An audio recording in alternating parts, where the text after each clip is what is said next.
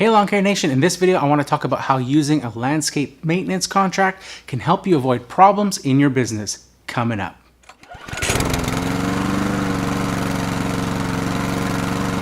So hey Lawn Care Nation, over the past 13 seasons in my lawn care business, I've only ever really used landscape maintenance contracts for commercial properties and for proposals for commercial type properties. I've never used a residential landscape contract in my business. I found that for the most part with residential customers, you're building that relationship over time, and there's that like, know, and trust that gets established, and not really any need for having a contract. I try to lay out for my residential customers all of my company policies. I have them all on my website, listed under the actual mowing section, outlining all of the services that we offer. And, in this case for mowing, for example, it states that we only do weekly mowing, that we don't do bi-weekly or 10-day. It's the only service we offer,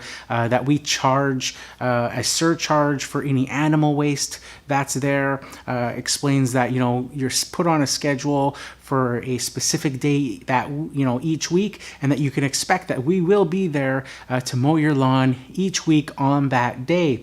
It also specifies that in the fall, if there's any leaves on the lawn, that's not included with your quoted price. That if your lawn requires a leaf cleanup for us to do the mowing, that we will do the leaf cleanup first, and then you will be billed a surcharge onto that day's mowing for that leaf cleanup. Now, for the past 13 seasons, like I said, this has been fine. And, there has been a case or two of a new client that comes on.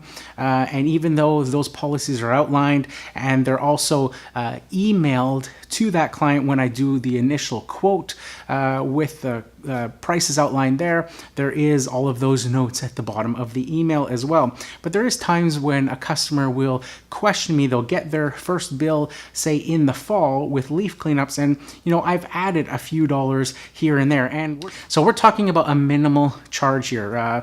On average, I'm adding about a $15 surcharge for the small dense city lots that I have to do the leaf cleanup first. And if it's like a corner lot, I may add $30 depending on the amount of trees, and then anything else would be sort of a custom cleanup if it's a very large amount of leaves. But for the most part, I found that having this little surcharge has worked fine. And in the past, there has been, one or two times where a new customer that comes along may not have noticed those notes in their quote, or, the website policies all laid out there, and they'll question me when they get their first bill about, those extra leaf cleanup charges.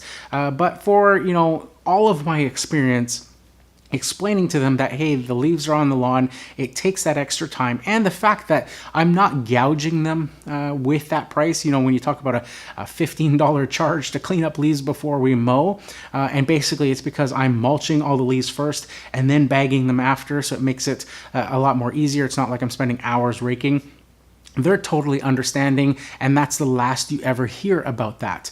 But I had a case this past season, my 13th season in business, where I had a client who was new this year, was totally happy with all of the work that I've done. In fact, they would text me about it on an ongoing basis, saying that, hey, they're pleased with this and pleased with that. But there was a couple of, red flags that went up throughout the year, and it kind of culminated at the end of the season with the leaf cleanups where, I gave them the bill and there was these charges for leaf cleanups, and they started to question me on those leaf cleanups, as well as, bringing up things like saying I wasn't there on a certain day when I, actually was mowing the lawn that day. So it started getting me thinking that, even though I have these policies outlined on the website, and that I email these clients their quote that has those policies as well, that may be going to using a contract or lawn care maintenance agreement like this one. I've got this 8-page landscape maintenance contract that I have available on my website for people that are interested in purchasing it and downloading it. It's fully customizable. I've used this, like I said, over the past 13 years for all of my commercial jobs that I have done, as well as for bidding on those large commercial properties. Especially if you're new at bidding on commercial properties, this is quite comprehensive in breaking down the months and what services are needed for each of those months, and the frequencies, and then the cost breakdowns. So it's actually a really valuable tool to use. But I started thinking about, should I start to implement this, for my residential clients? Because not only having those things listed on my website, but also, on the email that I send them, but actually physically making them sign a copy would avoid any sort of, miscommunications, or just customers, sort of playing like they didn't know that was the policy, or, hadn't read the website, or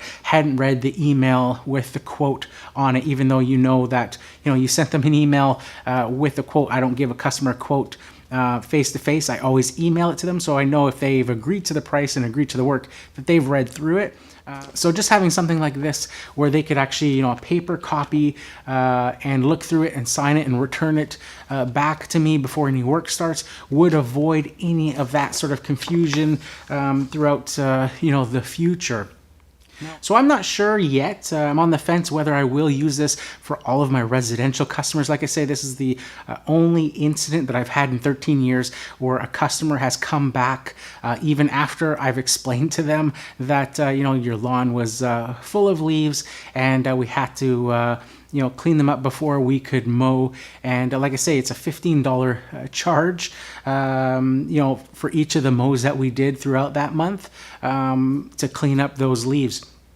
So I'm not sure yet if I will implement this because, like I said, past 13 years I haven't had any issues with customers, but it certainly would save in these instances. It's just a way to prove that they have read through all of those policies and agreed to those policies before you start work. Definitely would suggest using a service agreement or a contract for commercial properties, especially because they're very particular with what they want.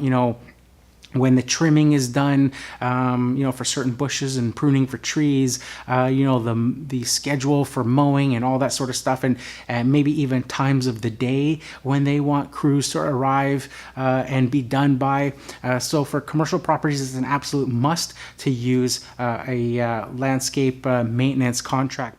So if you're looking to use a landscape maintenance contract in your lawn care business, either for residential or for commercial work, or even just to help you through the quoting process to sort of break down the areas and things that you may need to look at. Like I said, I have this 8-page landscape maintenance contract available for sale on my website. I'll leave a link down below. I also have a employee handbook for sale there too that may help some of you guys out. It's both of them are available in Microsoft Word document files, so you can download them, customize them, add to them, remove sections, and just fully customize it to use in your own lawn care business.